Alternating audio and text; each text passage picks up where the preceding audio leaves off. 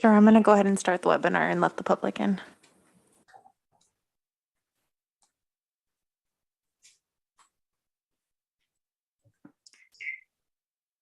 Chair Du Bois? Yep. Councilmember Filsa? Here. Vice Mayor Koo? Here. For the record, all present. Great. Welcome to the finance meeting of September 6th. If there are any members of the public that would want to make a comment about an item not on the agenda, now is the time. I don't see any members of the public. Are there any in the room? No requests are in the room. All right, let's go ahead and proceed to item number 1, which is a review of the Junior Museum and Zoo update, including scenarios for a fully cost recoverable program. Is there a staff report? There is a presentation that we'll bring up, and I'm not sure where to look, but good afternoon. This is Kristen O'Kane, Community Services Director, and with me here is Karina Alvarez, who's our Management Analyst in the Community Services Department, and I believe John Aiken should be attending virtually, and John is our Junior Museum and Zoo Director. So I will kick it off, and then I'm going to turn it over to Karina in a few slides. So we are presenting a status of the Junior Museum and Zoo operations since opening its doors in November of last year. We are also presenting some scenarios for a fully cost recoverable program as directed by the City Council in May of 2020. So next slide. So just a recap of how we got to our current ticket price. So we originally presented a ticket fee structure in March of 2020 to the Finance Committee, and that was recommending a $10 ticket price with a range of membership fees. And that was right at the beginning of the pandemic, as you know, and shortly thereafter, we came back and proposed an $18 ticket fee as a budget reduction strategy due to the financial impacts of the pandemic. At that same time, Council directed staff to return with this report, which was to report on the Junior Museum and Zoo 6 months after it reopened and what it would look like to eliminate the general fund subsidy through a fully cost recoverable program. 1 year later, after we had more time to discuss with the Friends of the Junior Museum and Zoo and also reevaluate the ticket price, we came back and discussed with the Finance Committee that we felt the $18 ticket price that we had presented the previous year was really too high, and we thought it would actually harm attendance at the Junior Museum and Zoo and limit accessibility to just a certain number of people who could attend. So at that time, in June 2021, Council did approve a $10 ticket price as part of the fiscal year 22 adopted budget. And we had intended for an October 2021 opening date at that time. So this report is really for the period, it's a little bit longer than 6 months. It's really November 2021, which, like I said, is when the Junior Museum and Zoo opened its doors, through June 2022, which is the end of the fiscal year. When it opened in November, it opened for the first 2 months just on weekends only. And then we went to the regular schedule, which is Tuesday through Sunday, beginning in January. So Karina will provide a deeper dive into where we were at the end of the fiscal year, but our cost recovery that we had estimated was to be 65%. We came in actually at 54% and experienced some different trends than what we had anticipated when we put together the adopted budget for fiscal year 22. There were also just some impacts out of our control. For example, COVID-19 continuing with some additional surges that we really think impacted our enrollment, minimal facility rentals, which was partly due to staffing deficiencies. And as we talked about in the staff report, we had an issue where members were overbooking reservations and then not using those reservations. So there was what we had anticipated for revenue. We weren't able to meet in those situations because then those tickets were went unused. So we also had, though, some expenses that tracked lower than what we had anticipated, and that was due to some salary savings as well as contracts and supply savings and lower than estimated allocated charges. So Karina, do you want to explain a little bit more in the next slide?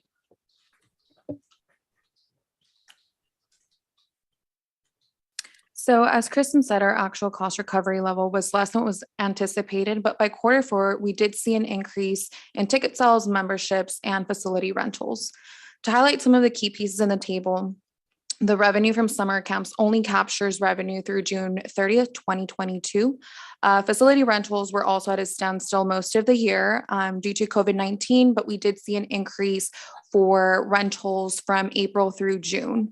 It's important to note that although we did see an increase in membership sales and what was estimated, it's important to note that the memberships were actually to residents, and that came in a lot higher than what was estimated as part of the adopted budget.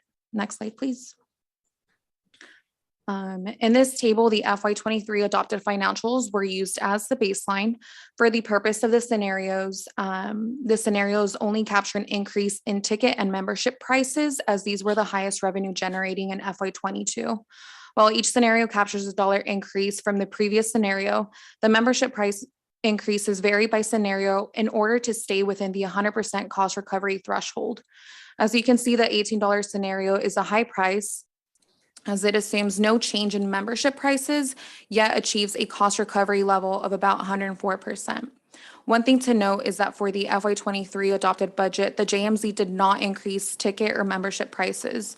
At the time of the budget development, there was uncertainty with COVID-19 and limited data to understand the impact a ticket price increase would have in the community. In addition, facility rentals continue doing well, but there's still uncertainty of what the revenue trends for rentals will look like. As a result, staff will continue tracking expenses and revenues to make the appropriate recommendations in the future. And with that, I will return it to Kristen. Next slide, please. Thanks, Karina. So some of the limitations that we have now that could impact the visitor experience is the avian flu that you've probably heard about. So, and John can give more detail on this if anyone has questions. But right now, all of the birds are being kept away from visitors for the bird safety. And John and his team are pivoting to offer some different animal experiences for visitors. And again, he can provide more information on that, but it involves bringing in some more animals, hopefully next month, and having some visitor experiences related to those animals. The other is staffing. And this is similar to what other departments in the city are experiencing, but I think is also either regional or national trend is we're having high turnover, difficulty hiring part-time staff because there are other institutions similar to the JMZ that have full-time positions available. And also just difficulty recruiting qualified candidates and then also retaining the staff that we do have. All this means that there's fewer staff providing service and assistance to visitors and also providing animal care. Next slide. So next steps is, and I just want to be clear that staff isn't recommending any fee increases at this time. If a higher cost recovery is the direction that we receive, we would recommend that we develop a roadmap to get there. We haven't been open for a full 12 months. There are factors impacting the visitor experience right now that I just described, and we simply need more time to get fully staffed and get a new ticketing system in place that we're working on right now. As we develop the fiscal year 24 budget proposals, we will take another look and consider a gradual increase. But like I said, right now, we aren't proposing anything at this time. We will also continue to look at other ways to increase revenues. And I mean, generally, I think the best thing for us to do is to keep looking at the data, keep looking at different ways to bring in revenue, and then develop a long-term roadmap to achieve whatever our desired cost recovery level is. So with that, I think that concludes our presentation, and we are here to answer any questions you have. Great. And I do see one member of the public. If he'd like to ask a question, we'll go to the public first, but I don't see his hand up. Okay, let's go to council for questions, comments.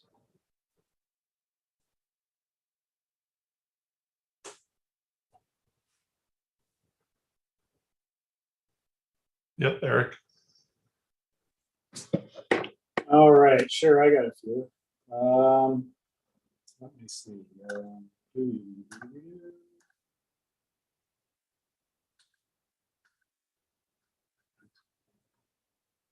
So, first of all, I think that the real huge question is, you know, what do we think revenue is going to look like in fiscal? Is really going to look like in fiscal 23, not just the adopted budget. Okay, I think you know, basically the plan we've got in front of us increases expenses about $1.3 million. At the same time as fiscal 22 revenue came in about $800,000 short.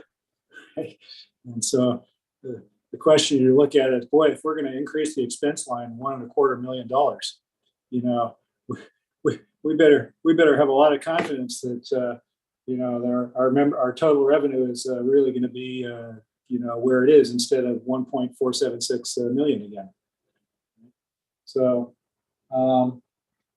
it looks to me, slicing and dicing your numbers, like actually memberships has been kind of a big win, right? Is that you know that your main revenue source have been memberships and classes and camps, and the big shortfall is in walk-ins.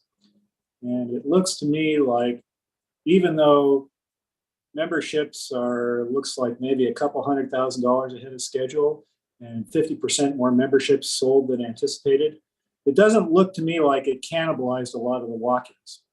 So what jumps out to me from your financials is it looks like, you know, our walk-ins are really, really low. And so I hope as we peruse all this, you know, why is that, and how much are we losing to, you know, lines and people not being able to get appointments, and you know, how do we get more people to come? I think that's going to be a key one here. So let me ask a couple questions.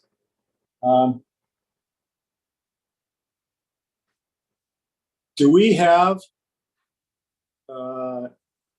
some serious analysis? I mean, the fiscal 22 numbers. I mean, a third of the year was closed. You know, for some portion of time, it was only on weekends and so forth. Do we have a better projection of what we think visitor counts are going to look like in fiscal 23? I'm going to ask John to answer that question. Sure. If he's available. Thanks, John. I've got my crystal ball out.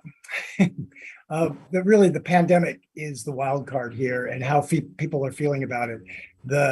There are still people that believe this is done and gone and want everything to be opened up. And there are those that still are cautious about coming, even when we have a mask policy as we do now.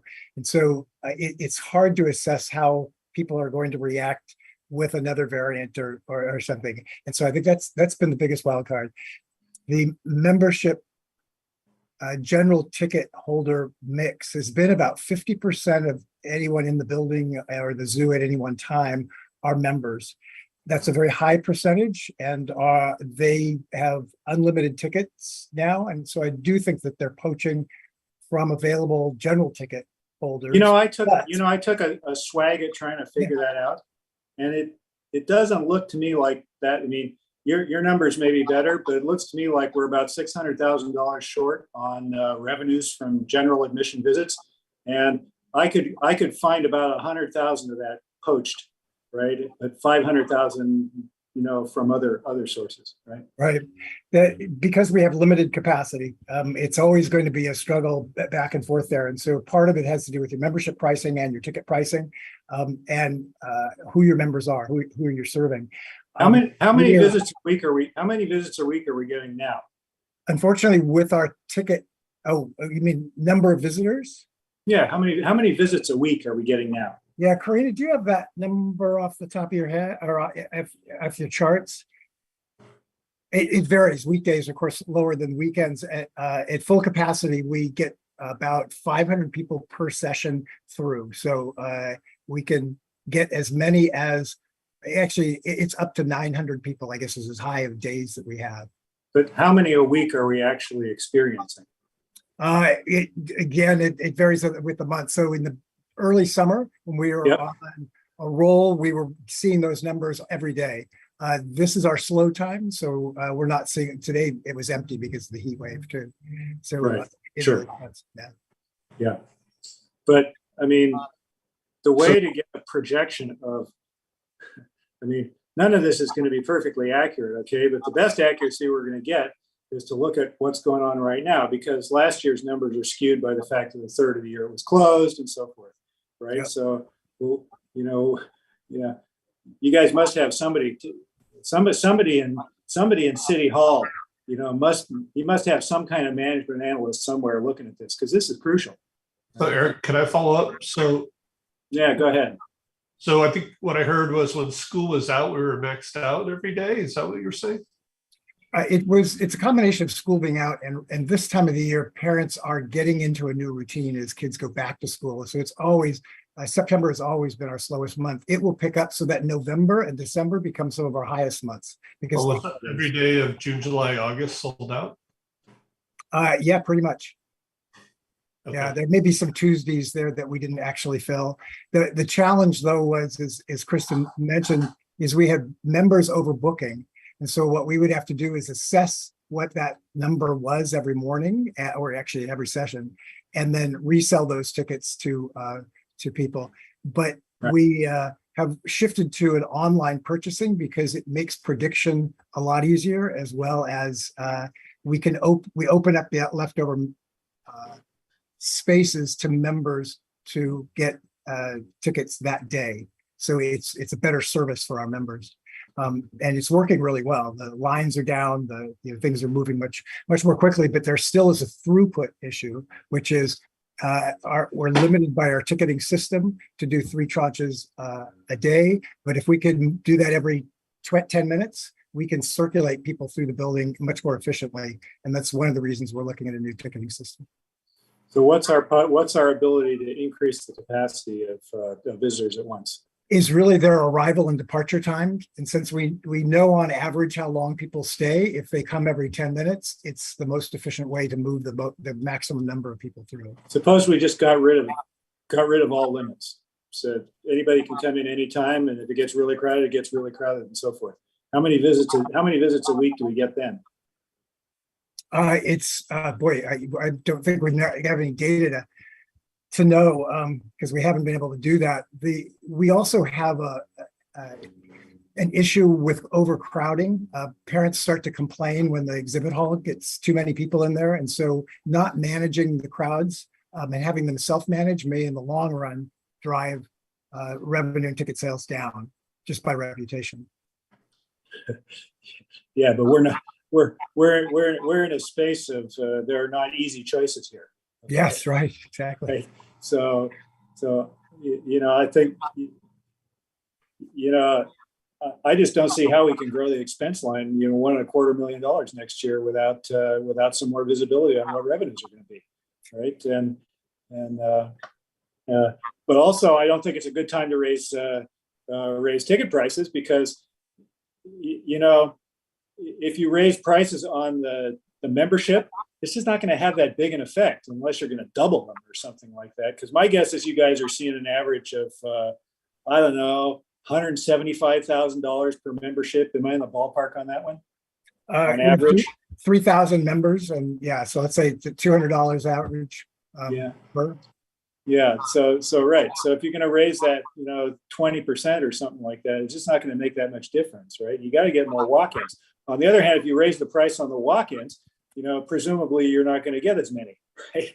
Right. And that's going to be a deterrent that way, right? So then you worry about what other kinds of artificial things are getting in the way of walk-ins, right? Is it like you said, we don't have enough slots, and we got the airline booking problem that there's empty seats because people book and don't show up, and like you got with your membership and so forth, right?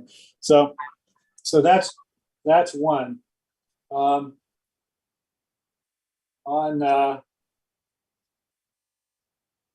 also think it's obviously a lousy time to raise ticket prices. When you just took all the birds out of the exhibits, and there's no visibility in any zoo in California on when they're going to come back, right? And I know you're trying to add some more kinds of critters and so forth out there, but that's it's tough to be sort of going back to the well at the same time that's happening. Okay, so on expenses. How come allocated charges go from 150,000 this year to 900,000 next year?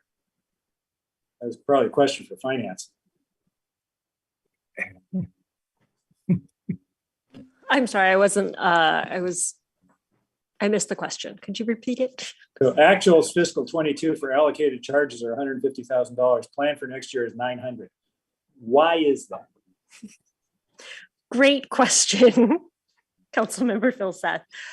These estimates in the budget were developed based on past expenses for this division. And so obviously without, when we were developing the budget, we didn't have that $150,000 figure. So great. We'll have to look into it further. I suspect it has to do with how charges are being allocated now that the new facility is up and running. And so we'll look into that as part of our tracking for FY 2023, as well as our 2024 budget development.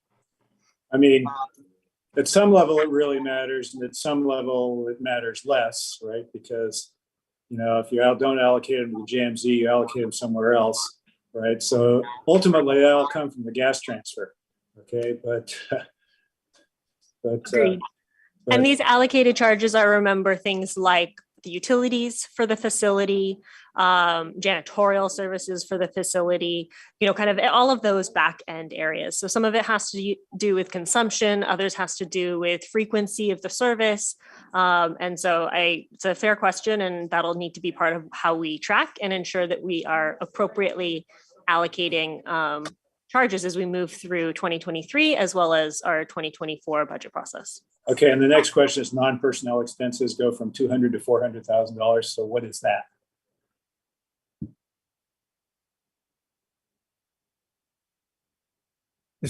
This is for next year? Yeah. That is news to me. We haven't been able to spend our non-staffing charges are because we haven't had enough staffing to really run the facility, to manage those contracts, to run the facility as the way that it's envisioned. Until we get to further, to full staffing, it's hard to have the time to pull those contracts together and do it. Right now, it's just stuff that hasn't been done.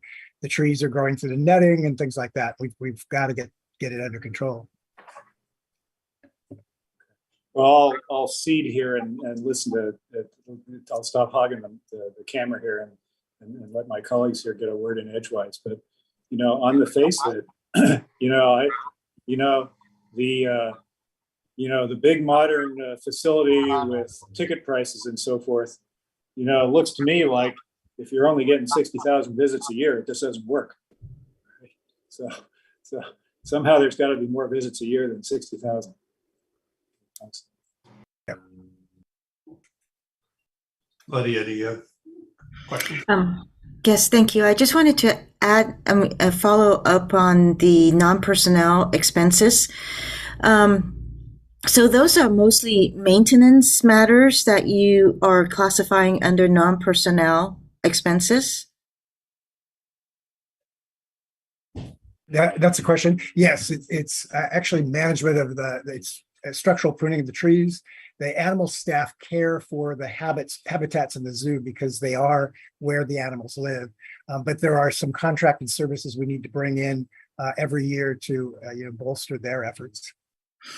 As an example, If I could jump in, Lenny, that's not the like expenses for feeding the animals and that kind of stuff. it includes that. It also includes marketing expenses and non-capital tools and equipment, and other kinds of things that we do to manage exhibits and animal habitats.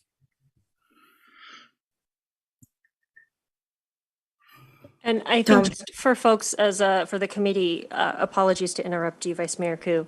One thing to remember is that when Mr. Aiken is talking about the expenses in FY 2023 and the 200,000 that you saw Councilmember Philseth in the 2022 table. Again, we didn't really necessarily prorate all of those expenses because some of it is feeding for the animals. We didn't know when the animals would come in versus the opening of it. So if there's food, it's not that we were going to not feed the animals until the zoo was open. We would feed them as soon as we received them. Obviously, we had delays because of COVID on certain animals. There are other contractual services in there. So I think what you're seeing is a discrepancy between when things were opened and came online versus what was budgeted. Now, I do fully expect that as we move through FY 2023, as you're noting, as we're bringing on a new facility, tracking all of the revenues and expenses associated I think as Councilmember Philseth alluded, are going to be important. There are experiences in this that we just haven't had. Utilities, what does this new facility take for general utilities? Are we allocating the utility costs appropriately now that we have a new facility online, or are we still allocating them inadvertently to a different meter, a different facility code? So there are some kinks that now that we've got some data under our belts that we will continue to refine as we move through this coming fiscal year. And I would fully expect us to be able to report out as part of the mid-year budget review any kind of novel findings as a result of that, because we will have a full 6 months of data by that point in time in this fiscal year, which would mean almost a full year of data since the opening. Thank you, Ms. Nose. That helps me understand what the non-personal expenses are. And then, with the facility rental revenue from the actuals and the adopted of 2022,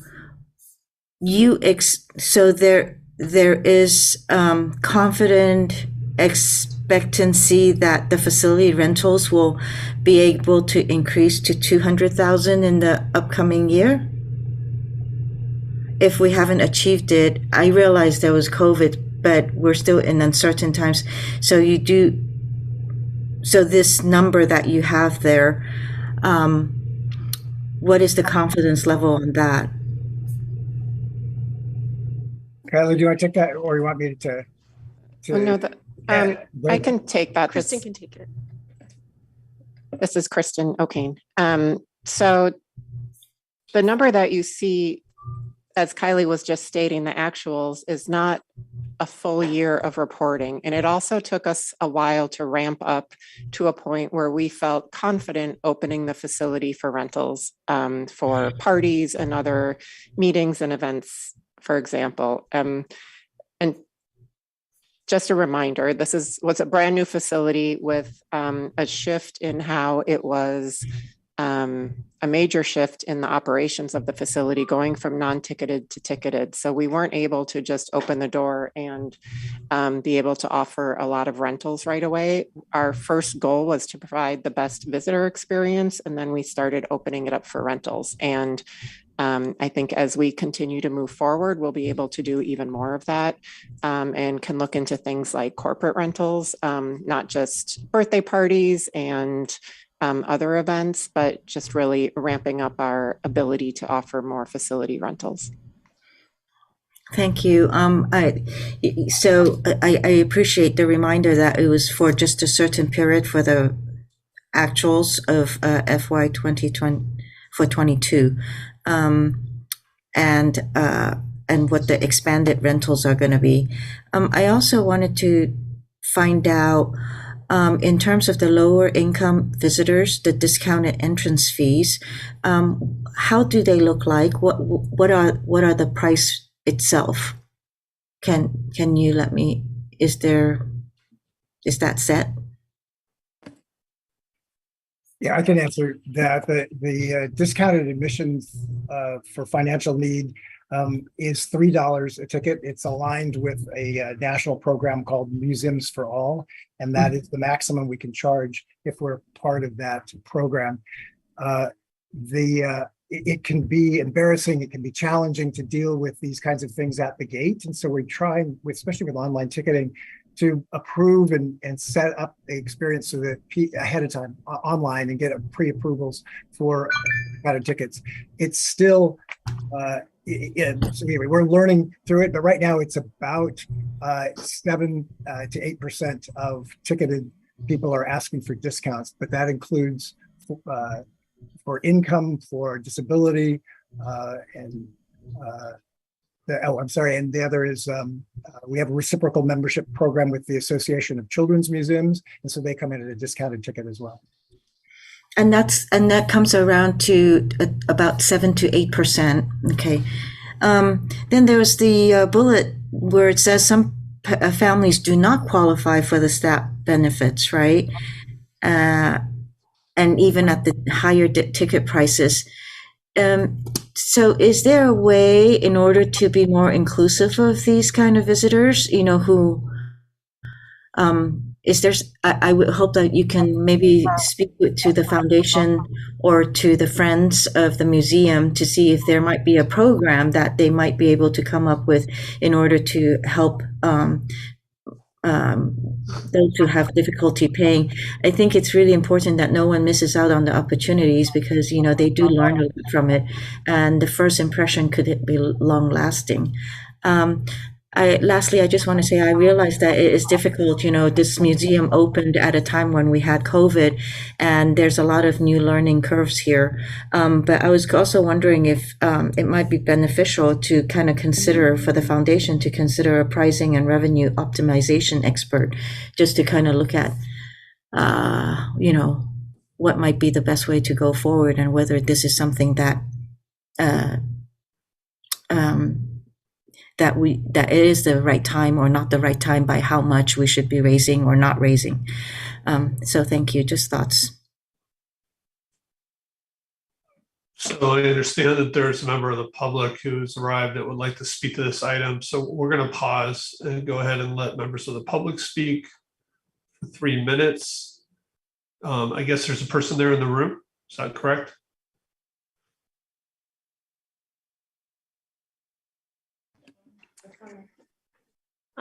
Chair, I believe it is Mr. Jonathan Ehrman. Okay, welcome.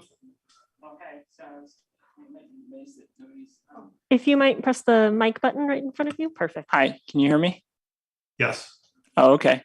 I'm surprised that nobody's here in person. I had to end up jogging here and talk about civic engagement. It's just disturbing to read that, you meant all this expense to build this and open it.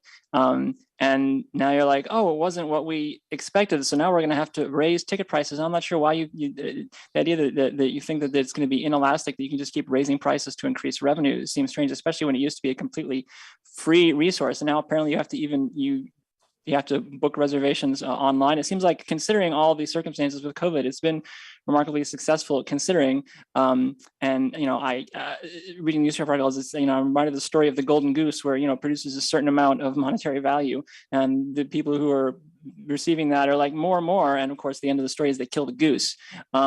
So don't kill the goose. You basically created now a subscription model for the zoo, and you're upset that it's been more successful than you anticipated, which is completely bizarre. If this was a theater company, the 50+% return, revenue return would be considered fabulously successful.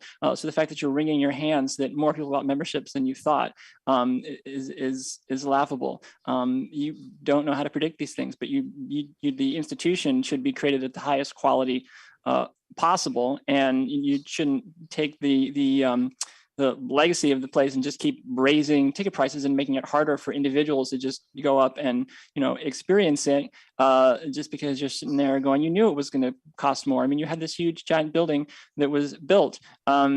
And now you have revenue, which you didn't even have before, and it's still not enough. When you build your gym for 30 million, which you're confident you can get donors for, you're going to make that cost. Are you going to charge people to go into that? That probably wouldn't even be on the table. So I don't know the arts and sciences why it's so much. The expenses seem so much a surprise and an insult to city planners when there's so many things which don't even have a cost recovery. And you're not content with what you have, you just want more and more. So again, don't kill the goose. Thank you. All right, thank you. I think that was it, right, for public? Yes, Chair Du Bois. Great. So if I could jump in, I mean, there were a bunch of issues mentioned in the staff report, and though we've been mostly talking about admission price, I just want to make sure I really understand the situation better. So Chris, the one thing you mentioned were staffing challenges. Is there a proposal on that? I think you mentioned that it sounded like most other places were full-time for these kinds of positions. So are we thinking about changing our part-time to full-time, or? Sure. Thanks for that question. So I'm not sure to say that most other positions are full-time, but I think if there are positions full-time that are open and someone has a choice between getting an hourly job with us or a full-time job with someone else, they're going to go for the other one. So we've experienced that recently where our hourly staff are jumping at opportunities for full-time positions at other institutions. We also have people relocating outside of the area. That is problematic. And we also, I think right now we have about is it 14% vacancy rate at the Junior Museum and Zoo. So part of the problem, or not problem, but part of one of the challenges is that we haven't really experienced the new JMZ at a fully staffed scenario. We're always sort of chasing the departures and the vacancies and haven't had that experience yet where everyone is, every position is staffed. And what would that look like? How do we function in that scenario?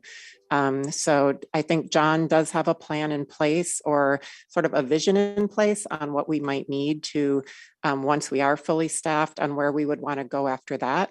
And we would likely, if we had some changes, propose those in the next fiscal year. Is there an opportunity to leverage like volunteers or volunteer groups to supplement staff? There is, and that is definitely something that John is, so they already have volunteers in place and are also working to get more to assist with, especially visitor services. And John can weigh in on this better. I don't think it works probably as well for those more technical animal care positions, but for the visitor services, it's definitely a possibility and something he's aiming for. Okay. And then you also mentioned retention. I mean, again, is that a separate issue? Like, are the salaries too low? Are there other issues contributing to retention other than this finding a full-time job somewhere else? John, if you have any input on that, I think it's a lot of our like not having as many full-time positions to fill. Yeah, I would just add that the institution is really mission driven, and the people that come to both volunteer and to work as staff are there for the work. They really love what we do, and the salary is important in terms of their living costs, but they tend to be on the low side in, around the Bay Area. And in fact, we pay higher than some institutions in some positions, and we're about average for the others. But it's hard to live here on a half-time salary or cobbling together multiple jobs and no healthcare. Okay, and then just to understand, so this year's budget that we just passed, Kylie, it looks like the subsidy goes up from 1.2 to 1.3 million. Is that right? Let me pull the page up, but I believe that's right. Karina would know better than me. Yeah, you're looking on staff report packet page 7. Yep. Yep. Okay. And then again, what is the max capacity of the venue? Is that the 500 people or? Okay. Yes. Have we been turning away people who show up and they can't get in if they wait around? There were more problems with lines before we went on to online ticketing. Now you can buy a ticket in front of the venue, the museum, and we have volunteers and staff to assist people with that. Mostly, it's not a problem. People are actually getting their tickets online and coming in. So it's really been a better service for almost everyone. We still do have some people that walk in and we help them with it. Okay. And are other places like reserving time slots? I was looking at Happy Hollow online. It looks like you just buy a ticket for the day. We are about a half acre. And I think they're 40 acres. San Francisco Zoo, 65 acres. Oakland's, they have 400 acres, but I'm not sure how many are developed. Most of these large institutions don't have a capacity issue at all. And so it changes the equation for lots of things. We have to manage capacity, and it's likely that we'll manage capacity for a long time to come. Yeah, just again, it seems like part of the issue here isn't so much about pricing, but about just simplifying the process and not trying to run it like an airline. But I mean, again, if you just had, if you just counted people in and you stopped letting people in until people left, can we get rid of the reservation system? Again, this thing of people booking times that they don't use, it feels like that's a problem we should just get rid of.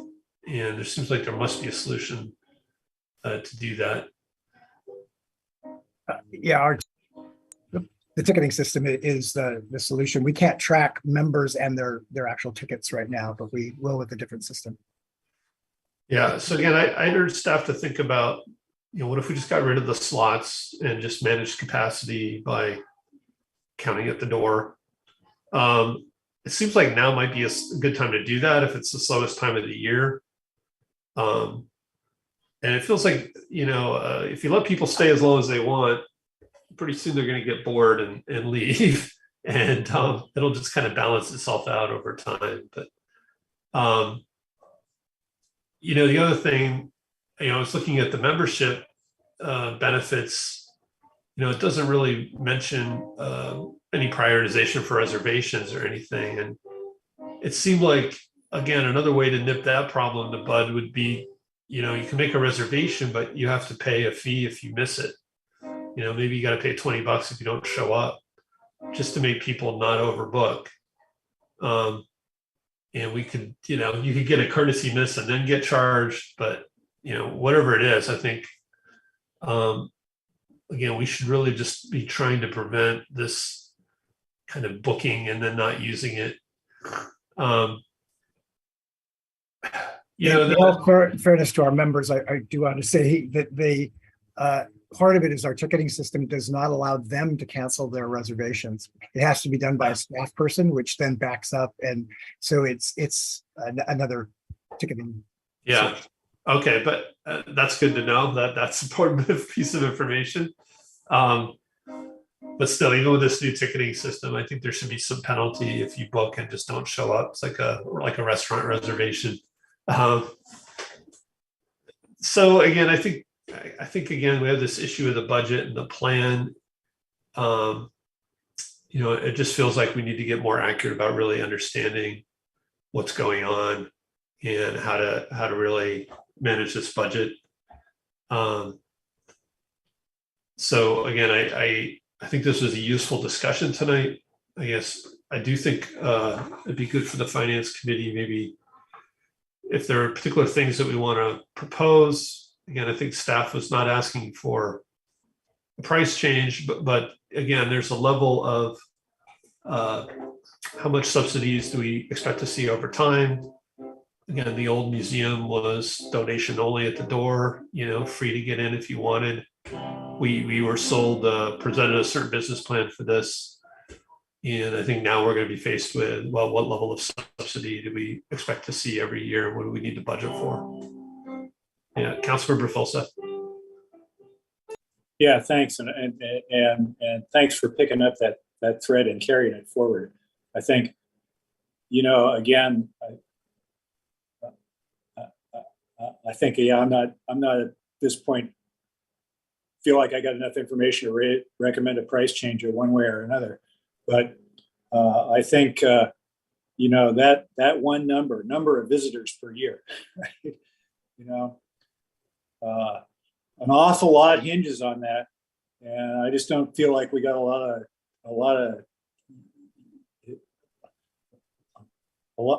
of confidence behind knowing exactly what that number is, right? I mean, we got the adopted budget, but 130,000 visits or something like that. But we're just coming off a year that was half of that, and so I think a real focus on that, an operational focus on that number. How do we not turn people away, right?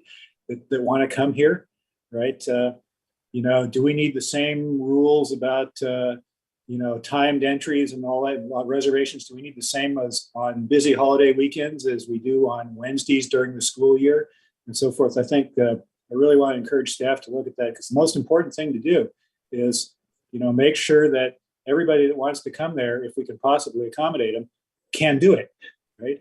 And, we got a bunch of challenges in the way of that. But, until we know what that number of visitors per year number is going to be, it makes it very, very difficult to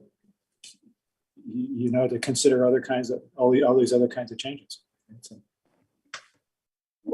And if I could sort of respond to that, Councilmember Filsath, I would say we agree. We would really like to have a better idea of what the future holds. As I know it's obvious, but it's a challenge to open a brand new facility in the middle of a pandemic, and we're still in it. Well, generally there's two ways to do this. You can do it top down or bottom up. And usually you need to do a little of both. And I think we've sort of been top downing it because that's all we had, but now that it's actually open and we are charging admissions and so forth, I think there's an opportunity to bottoms up it and as well. And I think what that means is take a look at what we're actually seeing now, right? Take that as baseline and extrapolate from there. That's kind of how you bottom up it, right? And then you top down it and sort of see where they meet, right? And so I would encourage staff to really understand exactly where we are today, right? And then see what it looks like if you use that as a baseline, and then how do we increase from there. And if you understand kind of the typical seasonality or throughout the year, if you had a bottoms up model, hopefully you would detect if we're falling behind pretty early when we should be at capacity and we're not. And have we actually been doing advertising after it's launched, or again, since we've had so much demand, have we just not needed to? We have a marketing contract with a marketing company to do online marketing. It takes a while to ramp these contracts up for them to know us well, but we're planning on placing very surgically precise ads to markets to try and fill in those gaps during the weekdays with first-time families. So a very detailed profile that we're going after. But we also have some other events and things like that, education programs we're going to market as well. I mean, again, if you had this kind of bottoms up plan week by week, how do you get to the total number for the year? then you could ramp up your advertising when you needed to, right? And Yeah, exactly. They, if I were to calculate right now based on our attendance, what the end of the year would look like, it's probably about 123,000, I think is the last time I calculated it. But if we change the ticketing system, it changes our ability to move people through at a different rate. And so that's what the wild card that I can't predict right now. And the effects of the pandemic. right. Again, I don't, there's nothing magical about $10 either. This is a brand new facility. I think the comparison to a lot of these very old places around the Bay Area, they're all, between $15 and $20. So I do think we need more data, but, armed with that data, again, everybody's worried about the demand curve, but I think we can start to experiment a little bit. And so I don't know if there's, I guess this is going to go to council. So I don't know if we want to recommend anything in particular in terms of looking at some of this data going forward. Is this going to council as an action? No, so Chair Du Bois, this is staff following through on a referral from the City Council. Obviously, since the Finance Committee, works through the council body, a motion will need to be made by the committee tonight, but a perfectly valid motion that could be made could be that this report is just forwarded to council as an information report for advisement of, completion of this referral, as well as the kind of status check-in on where we're at. And that would be a fine motion. This doesn't require an action, and I think all parties would likely agree additional information, additional time as we move through this more stable state would be helpful, frankly, and beneficial as we move through and are able to do that kind of bottom-up analysis as everyone's been talking about. Yeah, I guess the one thing the discussion had been about, I guess fully cost recoverable plan. I guess one thing we could do is accept the report. I'd prefer to put it on consent rather than as an information report. And I mean, we just basically either, if we're not going to raise the price, I think maybe we should say that we accept a 65% cost recovery for this budget year or whatever. Just to be explicit that we are not, pushing for 100% cost recovery this year. Sure.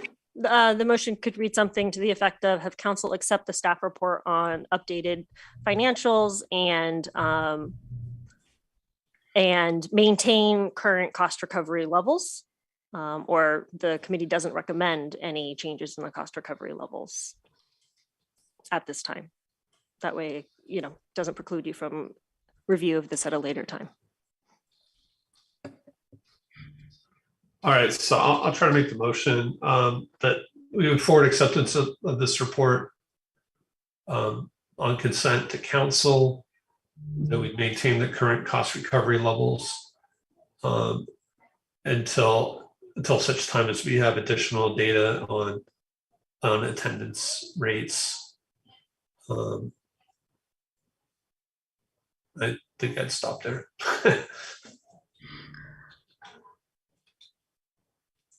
Sure, I'll second it. Can I ask a question? Sure. So, is there going to be further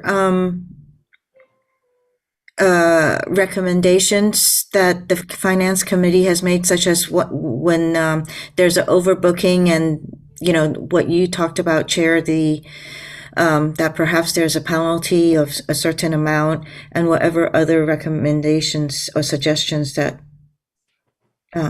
Councilmember Filsef made. Are those going to be incorporated into this report as well? Some of the discussions that we have, or yeah, we can do that.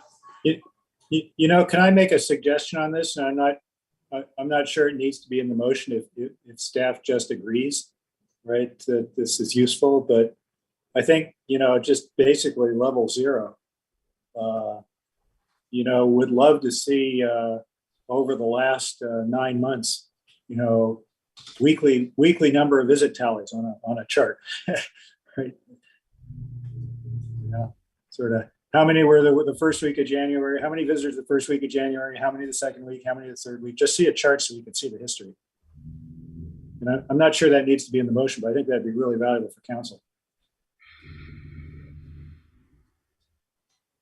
And this is Kristen. I think we can provide, we heard your comments, and some of that we still need to look into. And just for an example, it might be really an administrative burden to add the seeing who didn't show up for their scheduled time and issue them a fee. So I'd prefer that we just take what we heard here today and look into it, and we can address that when it goes to council in the staff report.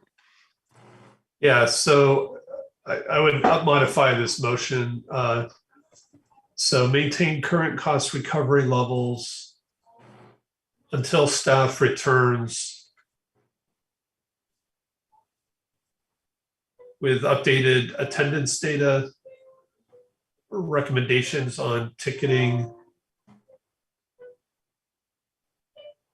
reservations, and proposed ticket prices. So we're basically asking you to come back once you have a more comprehensive proposal. Does that work, Kristen? Yes, that works for us. Chair, this would just need to be slightly revised to say that the committee recommends that council refer, Thank staff return. So Mahia, it would be levels. Oh shoot. No, I think after for the acceptance of this report to council and recommends council direct staff to delete the comment until returns to finance, I guess, to the finance committee. I don't think it's at the pleasure of the committee if you want that as part of the motion. I think that's essentially part of your protocols. And you determine what items go to which committees, since this one has to do with financial information. Okay, so Lydia and Eric, are you guys fine with this? Yep. Okay, all in favor? Aye. Aye. Great. All right, well, thank you, staff, for the update. And again, it is exciting to have this great new facility and just getting more information. Yeah, Eric? Can I just repeat the old joke that sales vice presidents don't get fired for bad results, they get fired for bad forecasting. So forecasting is important here. Let's take it seriously. And that's the end of our agenda. Is there anything, Kylie, on future meetings and agendas? We are expected to have the transmittal of the city's annual CalPERS actuary reports as part of the